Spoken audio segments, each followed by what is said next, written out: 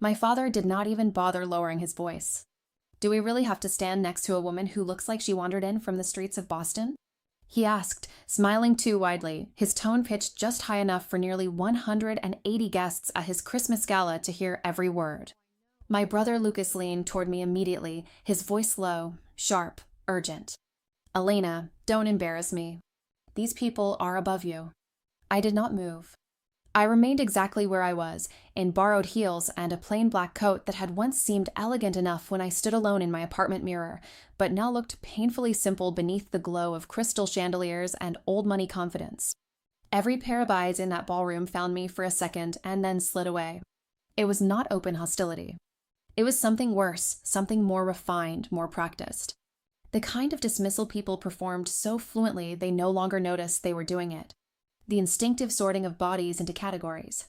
The swift recognition of who belonged in a room like this and who did not. No one defended me. No one ever had to. To them, I was the daughter who had vanished and failed in silence. The one who had gone to the city and never become anything worth mentioning. The one my father spoke about only in fragments, if he mentioned me at all. The laughter that followed his comment was scattered and brittle, like tiny fractures moving through the room.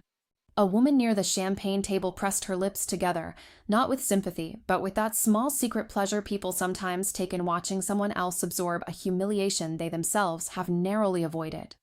A man I did not recognize nudged his companion, murmured something under his breath, and both of them turned away with synchronized ease, already certain I was unworthy of further attention. I watched my father smooth his tie. It was a familiar gesture, one he used whenever he wanted to look composed, controlled, superior. He did not apologize. He did not even hesitate. He simply pivoted toward a couple near the bar and launched into a polished anecdote about his newest business venture, as though insulting his own daughter in front of half the state's social registry was a light-hearted prelude to the evening's entertainment. My stepmother, Vivian, stood 3 feet away. Her smile was fixed, elegant, and so carefully maintained that it looked as though it had been sewn into place. She did not step toward me. She did not say my name. Vivian had perfected the art of being present without ever being involved.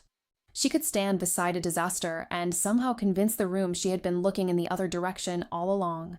Her fingers adjusted the clasp of her bracelet, a tiny, deliberate movement that seemed to say to everyone watching that yes, she had noticed the stain I represented, and no, she had no intention of letting it touch her. Across the room, Lucas caught my eye. He gave me a look that was not sympathy. It was not regret. It was a warning. Cold, unmistakable, and familiar. Stay quiet, stay small, do not make this worse. I had seen that look before. At my graduation, when I tried to introduce my college friends, and he subtly redirected the conversation. At family dinners when I dared to speak too much about my future. In every moment when I threatened, even accidentally, to exist as anything other than a shadow trailing behind the polished mythology of our family. The ballroom was magnificent. My father had rented the grand hall of the Ashford Society, a place soaked in inherited money and older ambitions. Crystal chandeliers scattered warm light across oil portraits of long-dead benefactors. A Christmas tree nearly 4 meters tall towered in one corner, covered in ornaments that probably cost more than my first month's rent in New York. Everywhere I looked, there were men with silver hair and tailored jackets, women whose posture had been perfected by finishing schools and private expectations, people who had never once in their lives doubted that the world would open when they approached it. Everyone here was someone. And there I was, my father's greatest embarrassment, standing in the center of his triumph like a flaw he had failed to edit out. I remember the exact moment I decided not to leave. That was what the old Elena would have done. The girl who believed that making herself smaller might eventually make her easier to love. The girl who thought silence was the price of belonging. The girl who kept hoping that if she absorbed enough shame without complaint, someone might someday notice the effort and mistake it for grace. But I had spent 8 years becoming someone else. Someone who understood that the space you occupy in a room is not given. It is claimed. So I stirred. I moved toward one of the tall windows where the winter cold seeped faintly through the glass.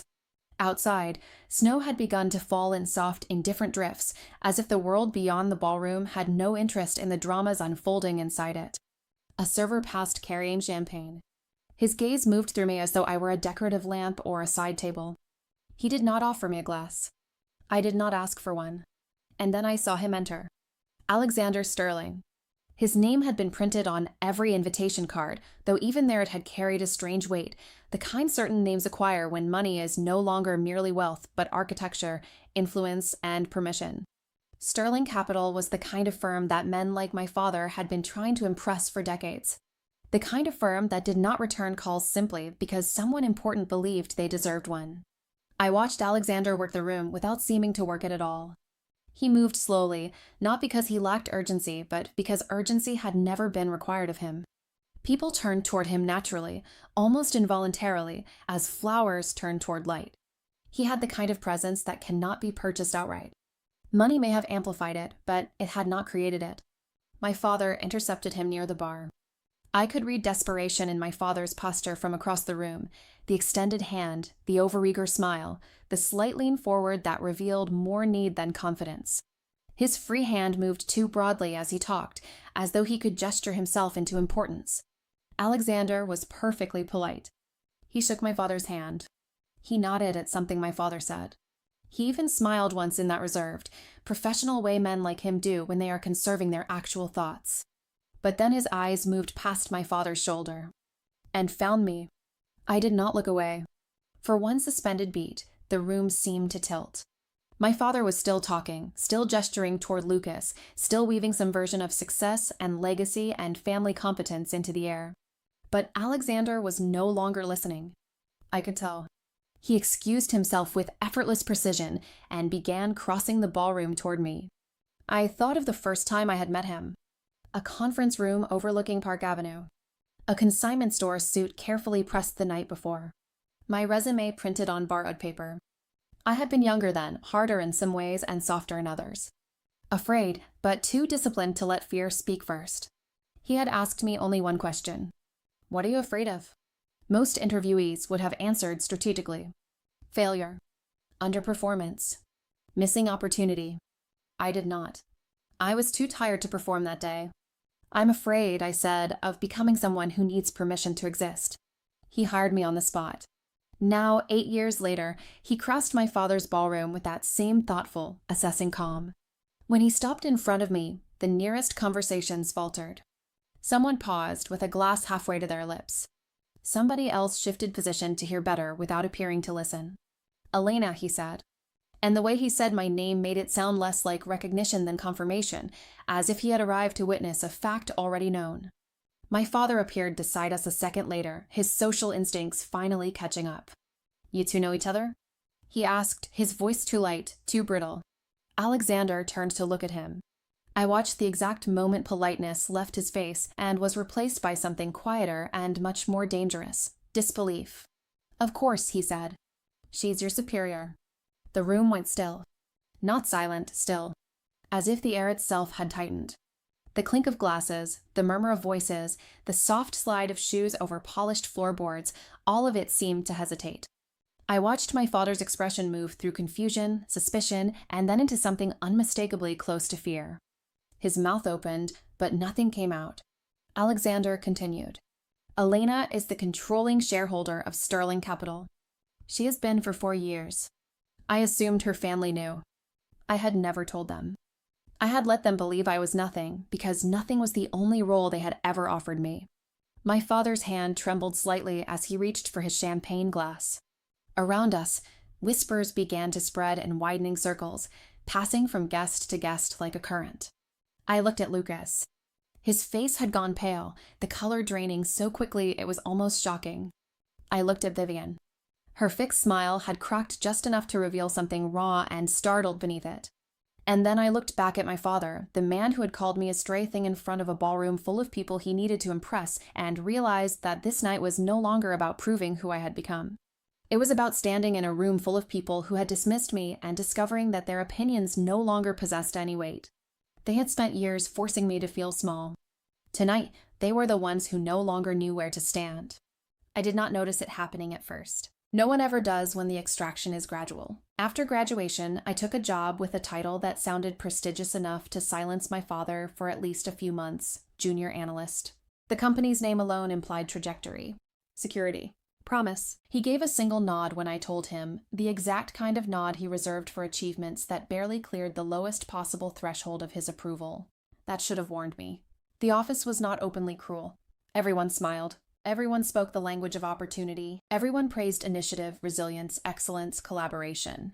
It was the kind of place where ambition was dressed in tasteful neutrals and delivered in measured voices over conference tables. No one shouted. No one humiliated anyone in public. No one had to. I arrived early because presence felt like protection. I stayed late because unfinished work had a habit of drifting toward my desk, even when it did not technically belong to me. At first, I interpreted that movement as trust. It usually begins that way.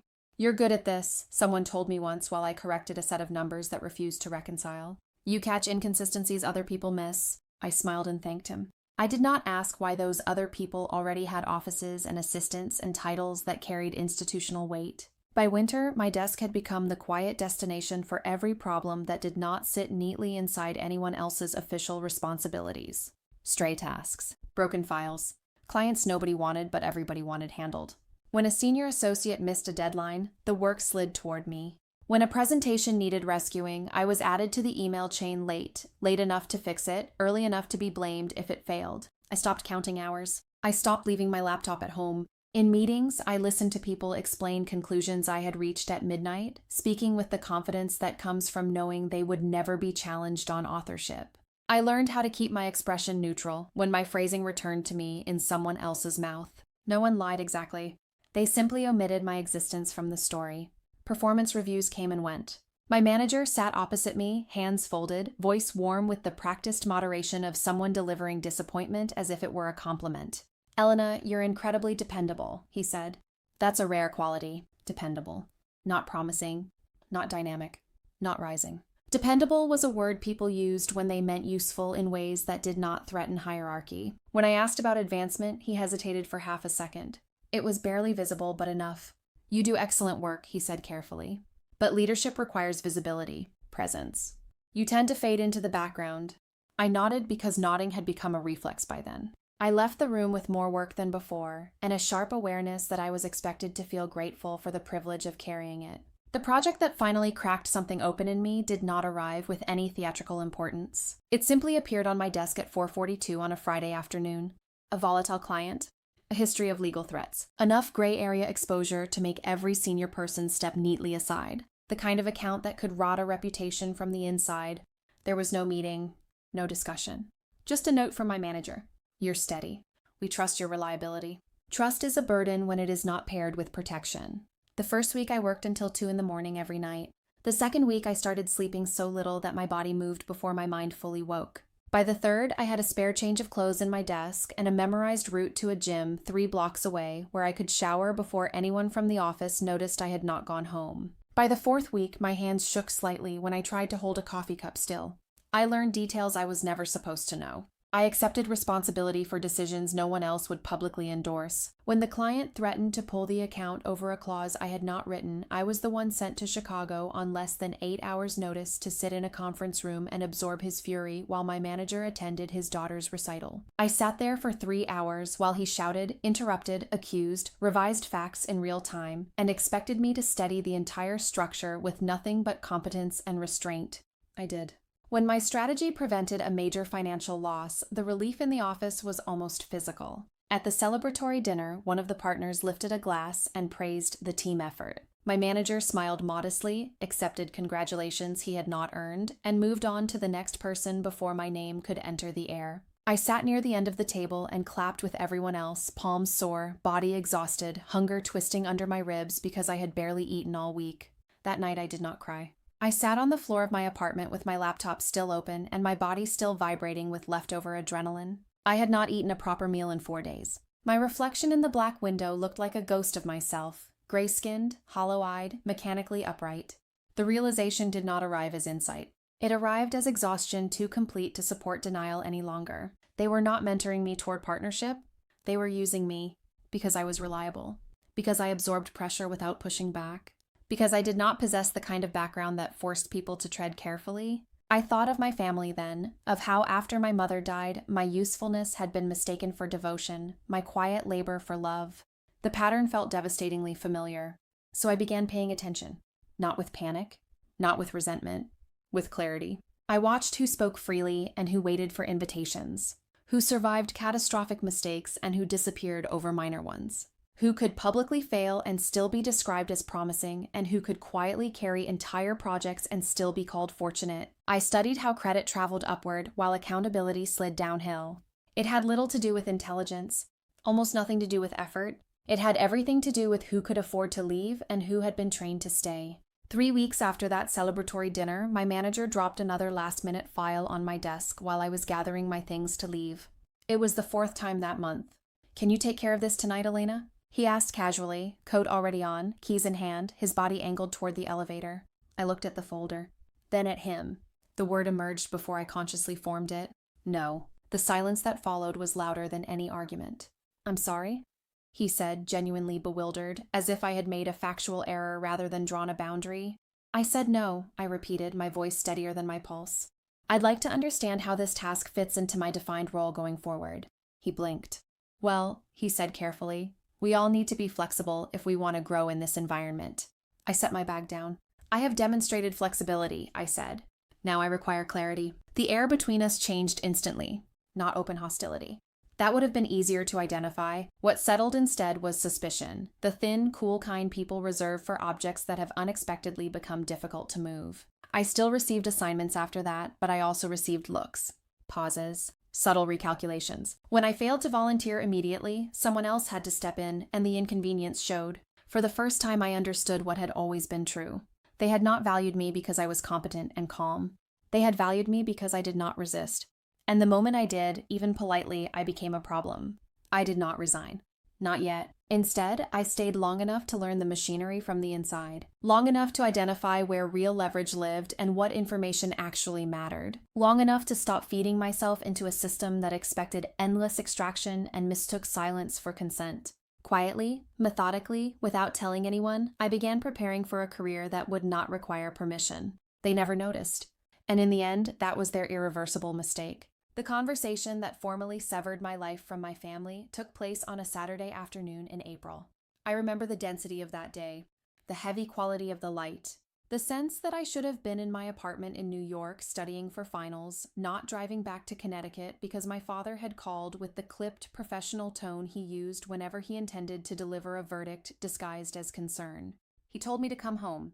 He said we needed to discuss something important. I knew instantly it would not be good news.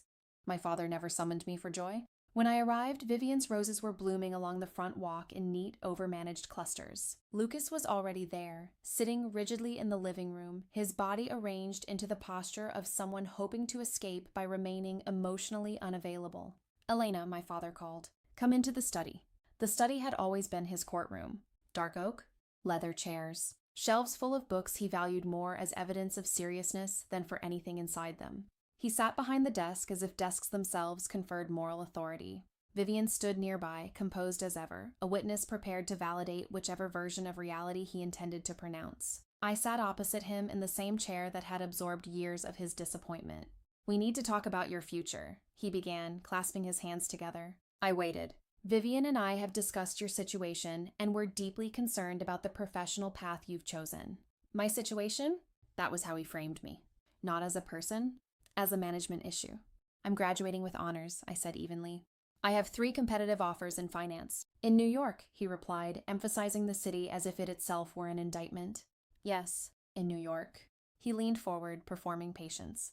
"We think you should reconsider. Come home. I can place you at the firm. Lucas will eventually be running the Hartford office, and we could use someone discreet to handle administrative operations. After 4 years of grinding through elite classes, internships, networking, and exam seasons that nearly broke me, he wanted me to become my brother's polished subordinate. "You want me to be Lucas's secretary," I said. "Don't be dramatic, Elena. It would grow into a management role in time. It offers stability." I looked at Vivian. Her face remained smooth, but there was satisfaction in the smallest tightening around her eyes. This was what she wanted: my return, my containment, my reinsertion into a structure where I would be useful without ever becoming important. "And if I refuse?" I asked. My father exhaled as though burdened by my inability to appreciate his generosity. "Elena, we're offering you a safety net. New York is a merciless place. Those jobs demand connections you simply do not possess. They aren't secure. What he meant was simple. I did not have inherited access. I did not have a trust fund. I did not have family friends waiting to open doors. Lucas would inherit everything. I would inherit lessons. I have myself, I said. That's my connection. He shook his head with a kind of weary condescension. This stubbornness is exactly the problem. You have this need to prove something, but the world doesn't reward raw effort. It rewards people who understand their position. People like him. The words chilled me even though I had expected them. What exactly does that mean? I asked. It means you need to stop acting as though you're some independent force of nature. You are my daughter, and that comes with family expectations. Stop pretending you're a self-made powerhouse. I stood up slowly. Your daughter? I repeated. I haven't felt like your daughter in years. I've felt like a complication you hoped would eventually remove itself. Vivian intervened at once, smooth and careful. Elena, we're trying to help. You've struggled on your own long enough. Let us give you structure? Structure for what? I turned toward her. To disappear more elegantly into Lucas's shadow? From the doorway, Lucas still said nothing. He had perfected that too. Lucas, I called sharply. Do you have any opinion about this? About me being asked to come home and become your subordinate? He looked up, startled, then glanced down again. It's not like that, he muttered. Dad just thinks it would be better if you were closer to family. Family? I laughed, and the sound surprised even me. When was the last time anyone in this family stood up for me? When was the last time I felt I belonged here? The silence answered for them. My father's expression hardened. The performance of concern dropped away. If you leave, he said, his voice flat now, all sentiment gone. If you walk out of this house and return to New York against my wishes, then you are entirely on your own. Don't expect financial support. Don't expect professional introductions. I will make it clear to everyone in my network that you chose to sever ties. You will not use my name as a reference. You will not invoke this family in any professional setting. The threat was precise. He was not merely withdrawing help. He was promising to poison the ground. I've never expected anything from you, I said. You made sure of that a long time ago. Then understand this clearly. Don't come back when it falls apart.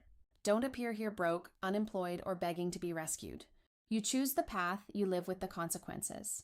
I looked at him then, really looked, searching for some trace of the father I used to believe existed beneath the performance. I found nothing recognizable. I understand the terms, I said. He nodded once, already mentally closing the matter. One more thing, I said before he could dismiss me. When I leave, it won't be because I failed to meet your standards. It will be because I chose a life infinitely better than the one you're offering. And when everything I build proves you wrong, don't you dare rewrite history. Don't claim you supported me. You lost that right the day you decided I wasn't worth your effort. Vivian's composure flickered. My father's jaw tightened. If you walk out that door, he said, don't bother coming back until you're someone of consequence. I turned toward the study door, my hand closing around the brass handle. My whole body trembled. Not from indecision. From the old reflex still alive inside me, the child's reflex that wanted him to stop me. To say one sentence that would make the leaving unnecessary. To become, at the final possible moment, a father. He said nothing. I looked back once. When I come back, I said, you won't recognize me. And by then your opinion won't matter. I drove back to New York that night. For the first hour, I kept glancing at my phone on the passenger seat, waiting for it to light up. A call, a message, an apology, anything. It stayed dark. I did not pack anything from my childhood room. No photographs, no trophies, no artifacts. I left behind the ghost of the girl they preferred, the quieter one, the more erasable one, the one still hoping to be chosen. I expected devastation. What arrived instead was lightness, not happiness, not relief, but a lifting, a precise release from the exhausting task of trying to fit into a structure that had never truly intended to hold me. I was alone now in a clean and final way. No safety net, no family backing, no one to call if the world turned hostile, but also no more illusions. Free from waiting for them to change. Free from the cycle of shrinking and hoping. Free from the lie that love must be earned by disappearing. My father had issued a challenge. Don't come back until you're someone. I accepted. New York did not welcome me. The city does not welcome anyone. It tests, strips, and measures. It takes what you think you know about yourself and grinds it against reality until only the durable parts remain. I arrived with a junior analyst offer that paid just enough to secure a narrow room in a crowded apartment in Washington Heights. 4 roommates, 1 bathroom, thin walls, the constant smell of old takeout, laundry detergent, wet shoes, and ambition. My room was barely large enough for a bed, a chair, and the folding desk I bought secondhand. It was supposed to be temporary. It lasted nearly 3 years. For the first time in my life, I was entirely anonymous. No one knew my family name. No one knew the role I had occupied in Connecticut. No one knew how thoroughly I had been underestimated. I was simply another young woman in the city, another 23-year-old trying to construct a future from exhaustion and refusal. My first job in Manhattan was at a small investment firm in Midtown. Respectable, though not glamorous. My title meant I handled whatever the more important people considered beneath their direct attention. They noticed effort before they noticed identity. I learned quickly that hard work was not remarkable in New York. It was baseline. The city was full of people working 80 hours a week just to remain difficult to replace. Effort alone was the entry fee. Advancement required pattern recognition, timing, and a tolerance for being ignored long enough to gather information. My first significant crisis came 3 months in. One of my roommates, a paralegal who worked nights, disappeared without warning. She took the remainder of the security deposit and left me responsible for rent I could not cover. I had 10 days to find enough money to stay in the apartment. I sold my better laptop, the one my mother had given me before she died, and replaced it with a used machine that froze if I opened too many tabs at once. For 6 weeks, I lived on instant noodles, deli coffee, and whatever snacks remained abandoned in office kitchens after meetings. No one at work commented on my weight loss. No one asked why I no longer joined the others for lunch. It took me almost 2 years to isolate the difference between people who moved forward and people who remained permanently useful. During my first year, I flagged an error in a deal model that would have cost the firm a serious amount of money. I sent the correction to my direct supervisor. He forwarded it to his superior without my name attached. A partner delivered the corrected analysis. Someone else received praise. Someone else received a bonus. I said nothing. I stored the lesson. One late winter evening in my second year, I was still at my desk after 9, rebuilding a report that had been dropped on me with impossible timing. The floor was mostly empty. I heard footsteps and looked up to see Gabriel Lynn, one of the senior partners, standing at the entrance to my cubicle. "You're still here?" he observed. "Finishing the Hartwell report. Who assigned that to you?" "Peterson." He repeated the name as though it confirmed something unpleasant. "That's his responsibility. He presents tomorrow." I said nothing. "What do you think of the deal?" he asked. The question unsettled me. No one had ever asked what I thought. They asked what I could fix, summarize, calculate, assemble. Not what I thought. "It's too risky," I said finally. "The growth assumptions are inflated. They're projecting 16%, while the sector average is closer to 8%. Either they know something no one else does, or they're relying on the assumption that nobody will challenge the numbers." Gabriel studied me. "You challenge the numbers?" "I always do." He told me to finish the report and add my own analysis as a separate appendix, with my name on it. The Hartwell deal collapsed weeks later. The assumptions had indeed been fiction dressed as optimism. Peterson was quietly removed. Gabriel called me into his office afterward. "You have good instincts," he said. "But instinct is only observation. You need strategy." From then on, he became my unofficial mentor. He taught me how power actually moved, not how firms described it in leadership seminars, but how it circulated in real rooms. Through silence, through timing, through selective visibility, through the careful management of who was allowed to be wrong and who was expected to be perfect. Mentorship, however, did not erase the daily brutality of ambition. In my third year, I made a small calculation error in a minor deal review. The client noticed. My manager called me in and warned me that another mistake like that would go in my file. The original error had been seeded by data from a senior analyst who happened to be related to a board member. Exposing that fact would have damaged me more than protecting myself ever could, so I absorbed it. Then I started checking everything 3 times, even work that was not mine. Gabriel noticed things. "You never talk about your family," he said once over dinner. "There's nothing of consequence to say." He took a sip of wine and watched me for a long moment. "Everyone has a history. The question is whether it owns you or whether you own the story." I thought of my father's study, of the sentence he had thrown at me like a gate slamming shut. "Don't come back until you're someone of consequence." "They think I'm a failure," I said. "A mistake that ran to the city and will eventually be swallowed by it." Gabriel set his glass down. "That," he said, "is your advantage. The most effective person in any room is often the one nobody thinks they need to monitor." I did not fully understand him then. Not yet. By 35, I had moved into the next phase. I left Washington Heights for a small apartment in Brooklyn that was entirely my own. I moved from the first firm to a much larger one, where the stakes were higher, the politics harsher, and the lessons more expensive. I stopped posting publicly. I stopped offering personal details. The occasional dutiful calls from home faded, then vanished altogether. By 28, I had become unrecognizable to the people who had once been certain they knew exactly what I was. The girl who could be erased still existed somewhere inside me, but now she had armor. No one teaches you how to see what others miss. There is no formal curriculum for it. No lecture hall, no textbook, no neat certification. You grow that ability the way a body grows scar tissue, slowly through repeated injury. Every time you are overlooked, every time you are underestimated, every time you realize no one in the room is paying enough attention to fear your intelligence, a new layer forms. That is how I learned. Because when people look past you, you become very good at looking at everything else. The most valuable information in any institution is rarely located in the polished reports or the official presentations. It lives in hesitations, in hand movements, in the order of who speaks and who is interrupted, in the quiet panic under someone's confidence, in the documents that almost reconcile, but not quite. I learned to read all of it.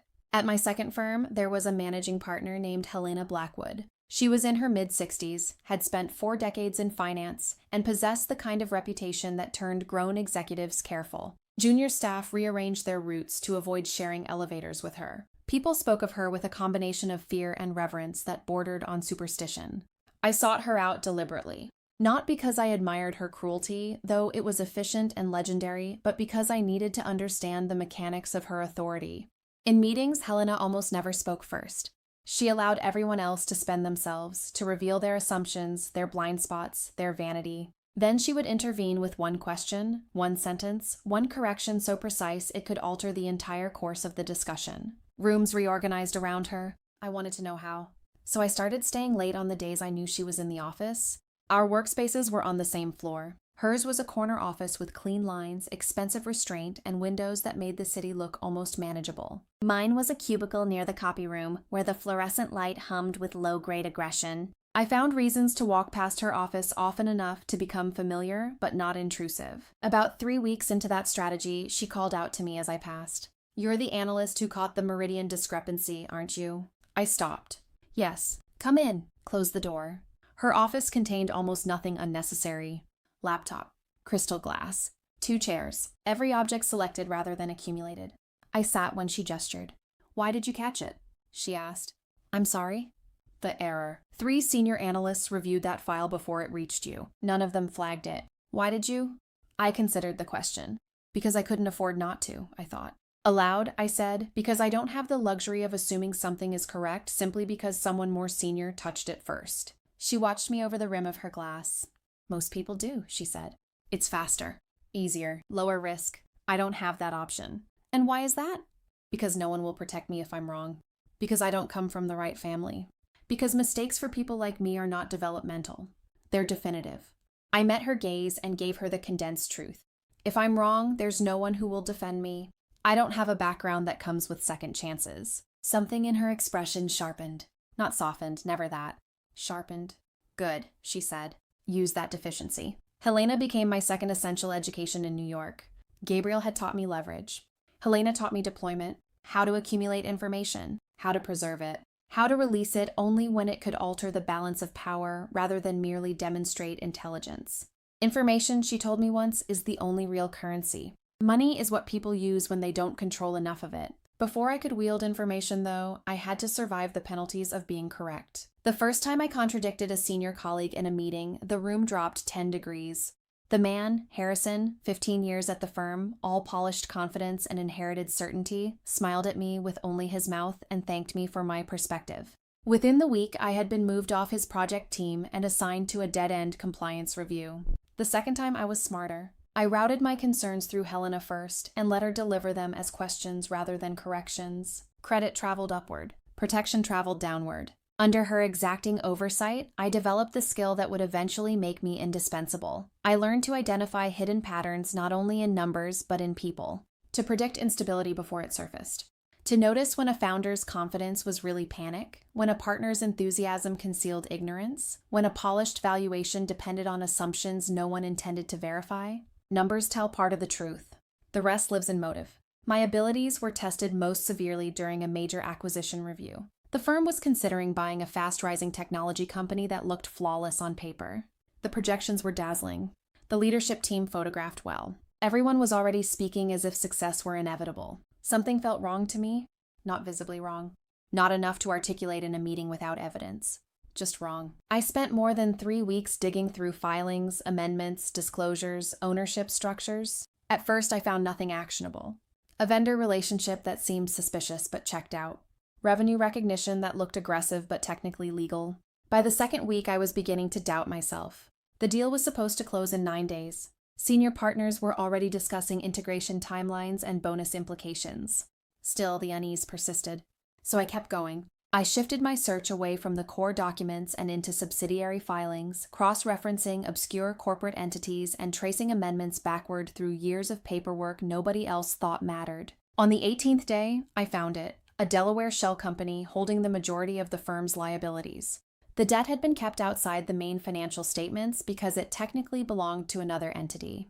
But the ownership structure linked it directly to the founder. Any acquirer would inherit the burden. Us. I took the file to Helena. She read in silence for less than 2 minutes, picked up her phone, and set in motion a chain of calls that killed the acquisition by the end of the afternoon. The partner who had championed the deal was asked to clear his office before the week ended. No one outside a tiny circle knew I had uncovered the flaw. Helena made sure of that.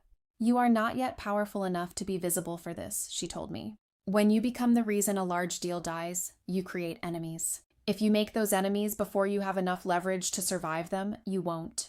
So I remained invisible. But there is a crucial difference between invisibility imposed on you and invisibility chosen by you. The first is erasure. The second is strategy.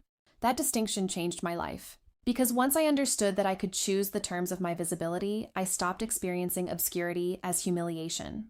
It became cover. Room to build. Time to accumulate. Freedom from premature attack. My family had spent years erasing me without my consent. Now I was disappearing on purpose. And the difference between those two states was the difference between powerlessness and control. It was during that period that I began building something that belonged entirely to me. At first, it happened on weekends. I started tracking deals the firm ignored, companies too small, too early, too strange, too unfashionable for institutional attention, but not without potential. I studied sectors they dismissed and founders they considered inconvenient. I saved aggressively. I kept my life smaller than my salary allowed. No lifestyle inflation, no performative success. I had learned too well what dependence cost. By my 5th year, I had enough to make a meaningful seed investment. Not life-changing money. Not enough to pretend I was untouchable. But enough to make the leap from analysis to stake. I made 3 investments in that first private year. 2 failed outright. The third returned my capital with modest gain. The failures taught me more. They taught me that being correct about potential means nothing if execution collapses, timing misfires, or human frailty enters the equation at the wrong moment. Then a founder I had met briefly at a conference reached out. Her company was an education technology platform designed to help first-generation college students navigate financial aid. The numbers were small but persuasive. The market was underserved. Her pitch was not polished, but it burned with conviction. She reminded me of myself at 22, ambitious enough to look dangerous, unsupported enough to know she had no room for error. I did not know who would invest at that stage, but I knew who might know someone. I called Gabriel. "There's something I want you to see," I said. "Not for the firm. Independent." There was a pause. Then, dinner. Saturday. Bring everything. That dinner became the first real hinge in the next version of my life. Gabriel did not invest personally, but he introduced me to someone who did. That introduction led to another, then another. Gradually, quietly, almost invisibly, I stopped being merely an analyst with exceptional pattern recognition. I became someone building capital. The invitation arrived on an ordinary Tuesday afternoon, tucked between compliance memos and quarterly review emails. The sender's name made me sit up straighter instantly. Evelyn Voss. She ran Voss Partners with the kind of quiet authority that made aggressive men lower their voices when speaking to her. The invitation itself was brief, almost understated, a private gathering at her home the following week, centered on long-term emerging market shifts. My attendance was requested, not invited. Requested. People like Evelyn used that word only when they knew refusal was technically possible and functionally irrelevant. I had heard of her gatherings before. Everyone in finance had, though rarely in direct terms. They were spoken about the way secretive institutions are spoken about, never fully described, always alluded to. No press. No posts. No leaks. Decisions were said to form there before they ever appeared in boardrooms. Networks hardened.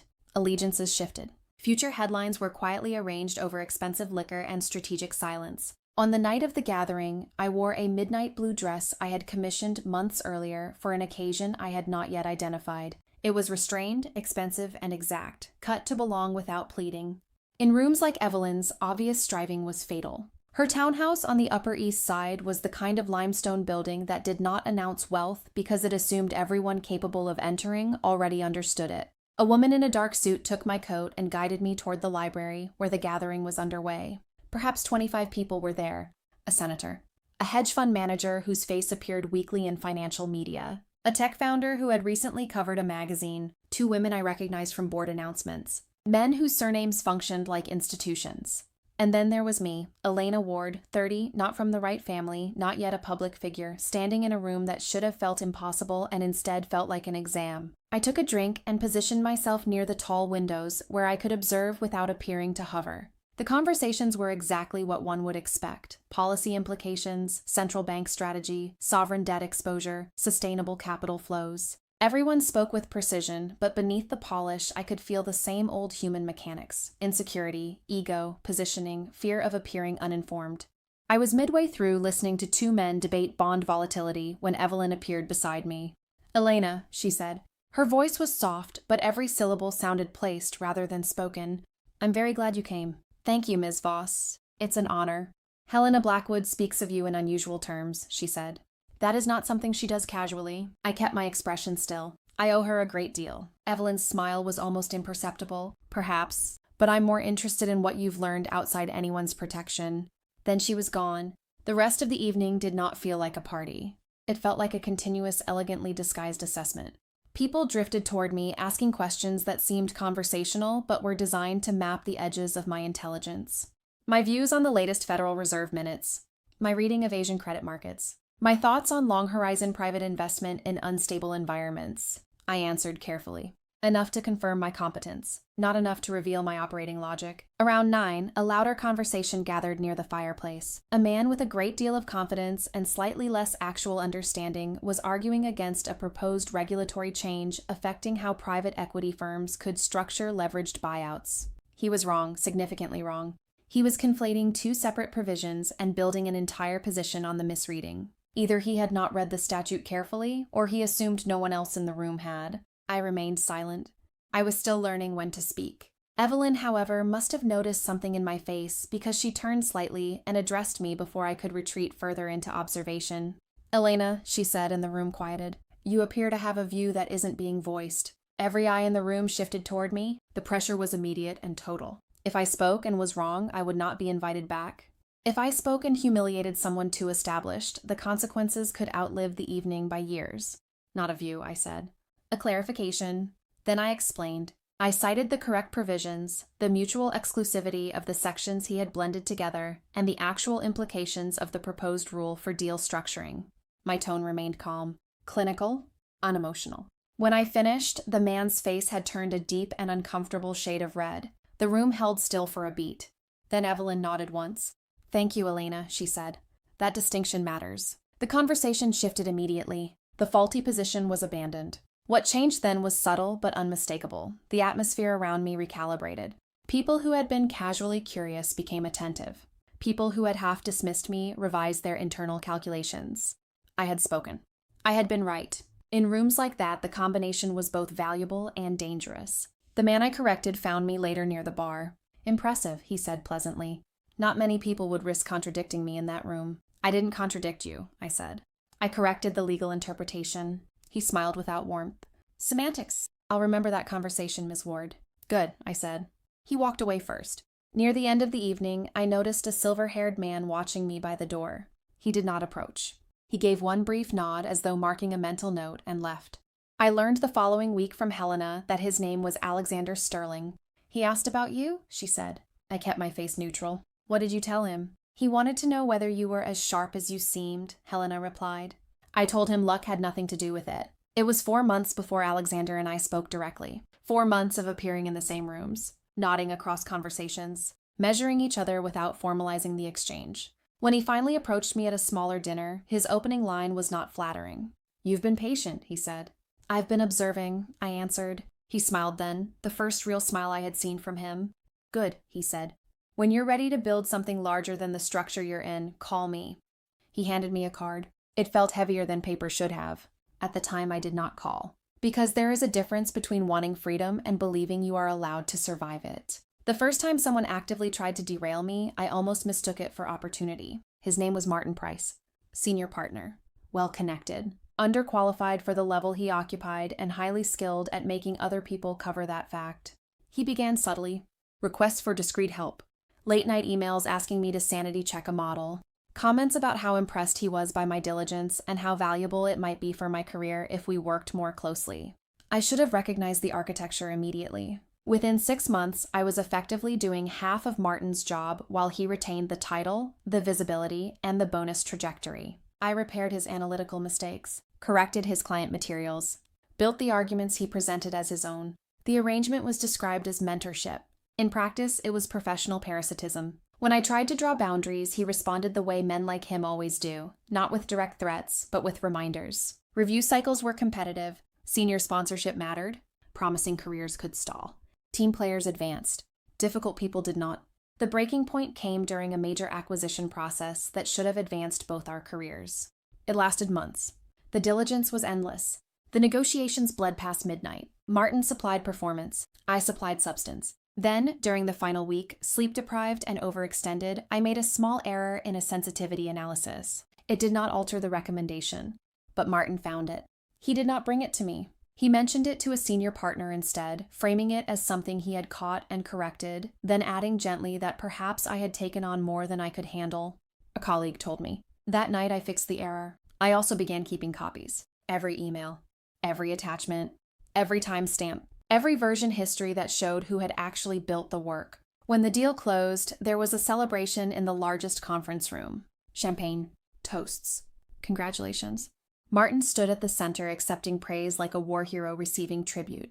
My contribution was acknowledged once in passing as help with foundational research. That night, alone in my apartment, I took Alexander Sterling's card out of the drawer and looked at it for a long time. I still did not call. Not because I lacked evidence of what I could do. Because I was afraid. Afraid of leaving a known system, however exploitative, for one where my name alone would carry the risk. Afraid that my family's assessment might still be true at some hidden level I had not yet disproven. Afraid that I was only ever meant to be excellent support for someone else's ambition. The next day, though, I stopped working weekends for Martin. The shift was quiet. I simply began saying no to requests outside my actual role. When he asked me to overhaul his presentations, I declined. When he tried to schedule emergency strategy calls late at night, I had prior commitments. He cornered me near the office coffee station one afternoon, his voice low and furious. "You're being selfish, Elena. I've invested in your development here. The least you owe me is cooperation." "I am cooperative," I said. "Teams require contribution from more than one person." He stared at me. Then he delivered the line men, like him always reach for when control begins to slip. "People like you need people like me. Without my sponsorship, you will stall." I thought of my father, of every person who had tried to convince me that compliance was survival. "Maybe," I said, "but I would rather fail on my own terms than succeed on yours." The retaliation came quickly. I was excluded from meetings, removed from projects I had built. Small rumors began circulating, difficult, unstable, not collaborative, carrying some kind of chip on her shoulder. A colleague asked with false concern whether everything was all right at home. Another mentioned she had heard I was struggling. The playbook was ancient. I recognized it at once. Isolation, narrative control, punishment for refusal. This time, however, I was ready. I documented everything. When Martin attempted to present a major analytical deck I had authored from first concept to final structure as his own, Helena intervened. In the partners' meeting, after he delivered the presentation, one senior partner asked a deeply technical question about the framework. Martin hesitated for half a beat. "Perhaps Elena can answer," Helena said smoothly, "since she developed the analytical structure you just presented." Then she produced the metadata. Creation times, authorship trail, irrefutable evidence. Martin's smile collapsed. He was not fired immediately. He still had allies. But his trajectory changed that day from ascent to decline. The promotion he expected went elsewhere. His reputation never fully recovered. I felt no triumph, only clarity. That same night, I took Alexander's card out again and dialed the number before I could talk myself out of it. "This is Elena Ward," I said when he answered. "You told me to call when I was ready to build something bigger." "I remember," he said. "Are you ready now?" he asked. I thought about my father, about Martin, about every room in which I had been tolerated only so long as I remained useful and invisible. "Yes," I said. "I'm ready." The transition to Sterling Capital happened faster than I had imagined possible. Alexander Sterling was not a man who wasted time on procedural theater. He told me openly that he had been observing me for months, really for years, if one counted the spaces between formal encounters. He did not require a long interview process. He did not request standard references. He already knew my work, my reputation among the right people, and my history of being the person who quietly built what others publicly claimed. What he offered was not a job in the ordinary sense. It was a structure, a partnership path, direct co-investment rights in early-stage ventures, authority to build and manage my own portfolio within the larger shelter of Sterling Capital, significant equity, real autonomy, and something I had never had before, a powerful man openly betting on me rather than against me. There was one condition: absolute discretion, no dramatic exit, no internal revelations, no scorched earth resignation. No satisfying confrontation with Martin or the firm that had exploited me. Alexander valued my ability, but he valued strategic silence even more. In his world, people who talked incessantly about power usually had the least of it. That requirement complicated everything. Martin's whisper campaign had already done damage. If I left abruptly, the story would become that I had been pushed out, another difficult woman who could not handle pressure. If I stayed too long, he would keep eroding my position. So I prepared my departure like surgery. For 3 months, I closed files, transitioned relationships, stabilized anything unstable, and made sure no one could claim I had left chaos behind me. I slept badly during that period. At 3 in the morning, I would wake and run every possible failure scenario through my mind. What if the offer disappeared? What if Martin found out? What if I had mistaken rescue for another form of capture? But the day came. My resignation letter was 2 paragraphs long. Professional. Brief. Detached. Martin learned I was leaving before my final day. I caught him watching me from his office doorway with an expression that was part relief, part dread. Without me, he would finally have to perform or be exposed. He approached once near the elevators, trying on a version of reconciliation. "No hard feelings, I hope," he said. "We made a good team." I looked at him for a long moment. "We were never a team, Martin," I said. "You were a client I couldn't bill." I left before he could reply. On my last afternoon, Elena stopped by my desk. She did not say goodbye. She placed a small wrapped box beside my keyboard. Inside was a heavy, elegant wristwatch. On the back was engraved a single sentence: "Time is the only resource that cannot be recovered. Use yours wisely." I thanked her. She gave a single nod. "Don't thank me. Succeed." Sterling Capital occupied the upper floors of a glass tower in Midtown. My office on the 32nd floor was smaller than Alexander's suite, but larger than any space I had ever been given before. It had Eastern light. It had a door that closed. It had silence I controlled. Alexander's leadership style differed from both Gabriel's patience and Helena's severity. He relied heavily on intuition, not careless instinct, but refined judgment trained by decades of reading people correctly. He taught me that metrics explain what has happened, but people reveal what is likely to happen next. I applied that lesson immediately. My first major co-investment involved a healthcare technology startup every conventional analyst had rejected. Difficult founder, unproven product, ambiguous market. On paper, it looked like an avoidable headache. But I met the founder in person. I listened to how she spoke about patients, outcomes, delivery gaps, and systems failure. Her conviction was fierce enough to be inconvenient. I recognized it. I persuaded Alexander to take the meeting. Then I persuaded him to authorize the investment. The next 4 years were not glamorous. The company nearly broke more than once. Key hires left. A better-funded competitor appeared. A pilot with a hospital network collapsed over regulatory concerns. I considered walking away twice. I stayed both times. We did not exit at the grand valuation she once dreamed of. But when the company was eventually acquired strategically, the return was strong, around 12 times our original stake. Not mythical. Real. Earned. My reputation grew. By 32, I had a portfolio that looked impressive from outside, but included losses that still woke me at night. By 33, I was in rooms I once would have entered only as staff support. By 34, I understood the difference between success and invulnerability. I had the first. I would never fully have the second. Then came the final transformation. Alexander told me in the fall of my 8th year at Sterling that he intended to retire. He had planned it for some time, he said, but had not known who could carry the firm forward with enough discipline and vision until now. The transfer of controlling ownership took 18 months of legal, financial, and regulatory work. By the time the approvals were complete, I was the majority shareholder and chief executive of one of the most respected private equity firms on the East Coast. The financial press finally began using a word beside my name that still felt strange when applied to myself: billionaire. Money, I learned, does not fundamentally transform a person. It reveals them by removing certain obstacles. My family learned about my existence the same way the broader world did, through headlines, profiles, rankings, interviews they had no way of pretending not to see. I did not call them. I did not write. What would I have said? Look at me now? Remember when you told me I would become nothing? The fantasy of confrontation had always been more satisfying in theory than it would be in practice. What I wanted by then was not revenge. It was indifference, the complete and permanent absence of need. Then, in early December, an invitation arrived. My father's annual Christmas gala, forwarded through layers of professional intermediaries until the origin became unmistakable. His office, his event, his attempt to secure prestige. This year's listed guest of honor was Alexander Sterling. Alexander called me the same day. You know Richard sent this assuming I would attend because he admires me, he said dryly. I know. He has no idea about our relationship. No, I said. He doesn't. Are you going? He asked. I looked out across Manhattan at the city that had stripped me, hardened me, educated me, and finally remade me. Yes, I said. I'm going. Not for spectacle. Not really. Not even for vindication, though some fractured part of me would always want the symmetry of being witnessed correctly at last. I went because some stories remain open too long, because some exits do not become complete until you return once, not to ask for anything, not to heal anything, but to confirm that the place which once defined your pain no longer holds the authority to define you at all. The 2 weeks before the gala were strangely calm. I kept working. Board meetings, closings, flights, negotiations. Underneath it all was not dread, but curiosity. The first sign that their version of reality was beginning to crack came from Lucas.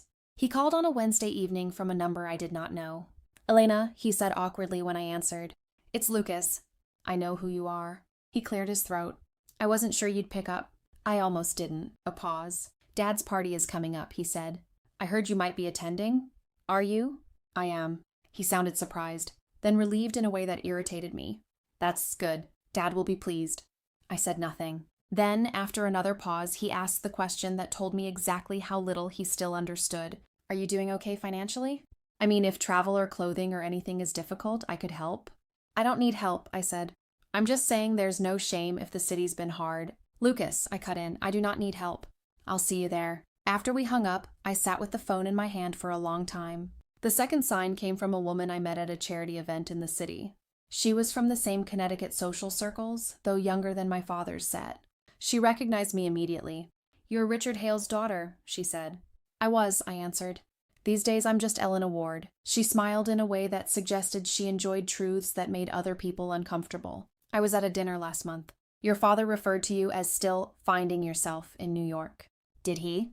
Yes. Which was remarkable, considering you could likely buy half the room without blinking. I remained still. They really don't know?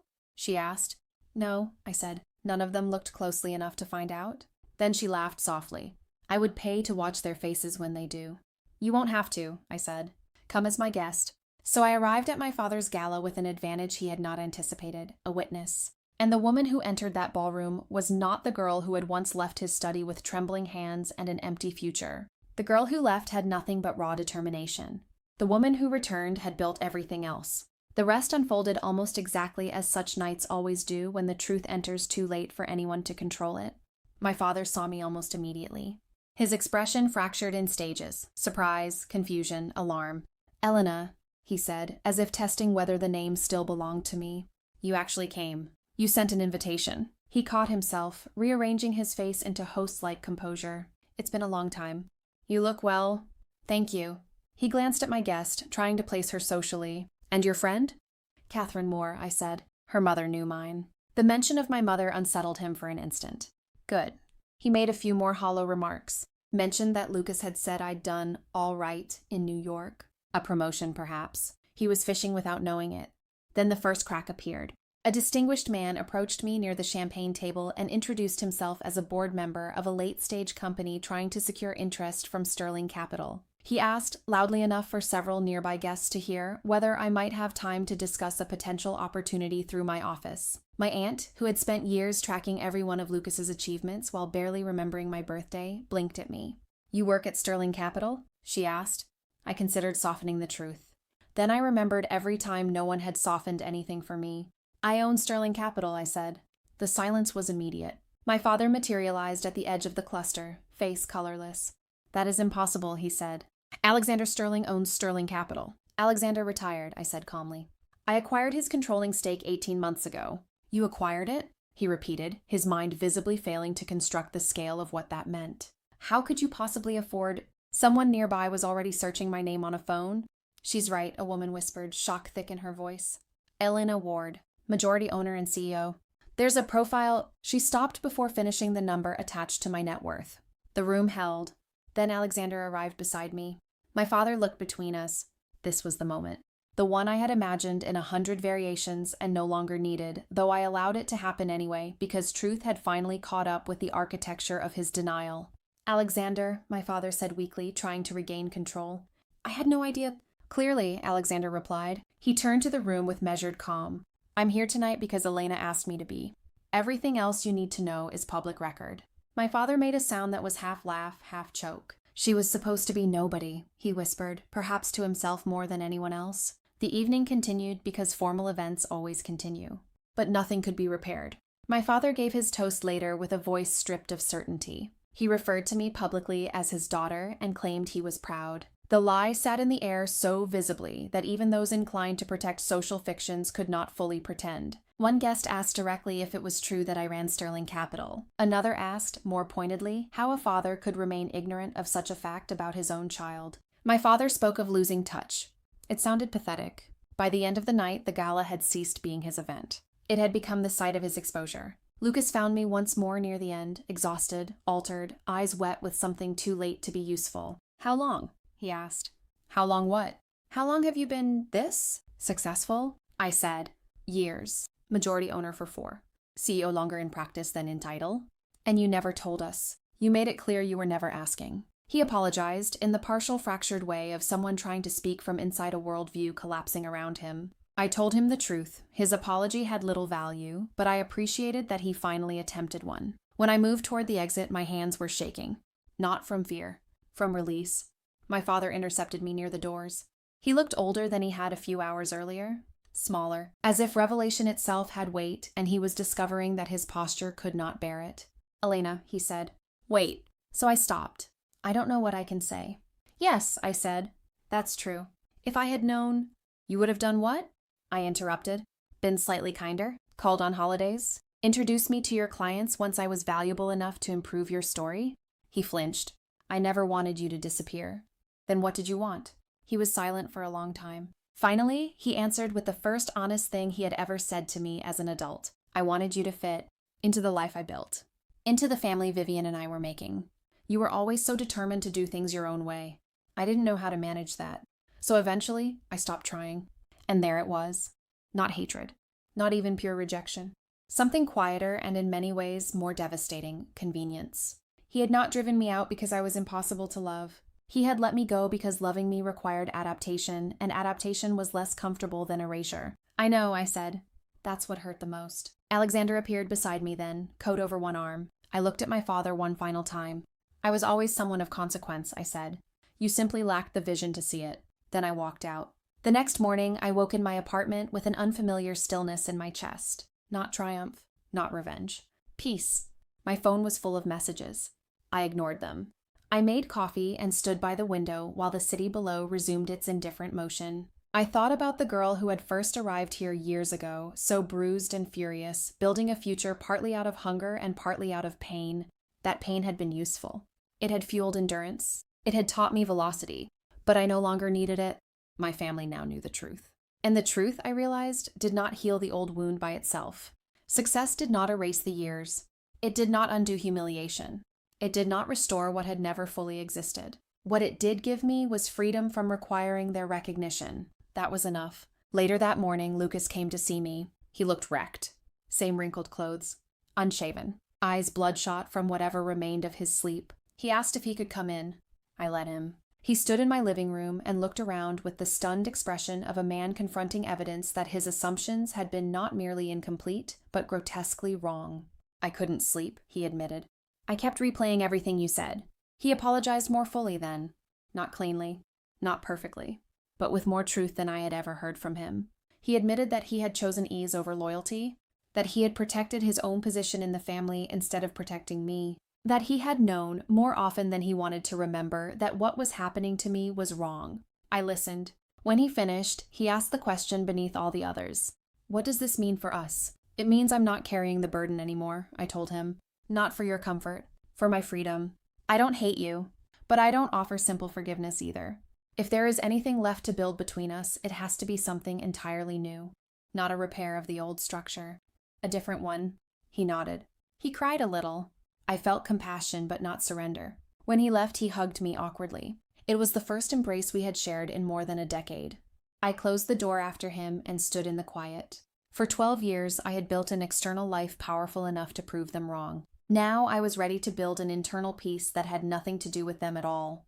I was Elena Ward. I had built something real from refusal, from intelligence, from discipline, from all the years they mistook silence for insignificance. I had survived the people who should have loved me best. And when the morning light spread across the skyline and caught the dust in the air, I understood that the city was moving forward as it always did, indifferent, immense, alive. I closed the door in silence, a deep, earned silence, the kind I had spent my whole life learning how to claim.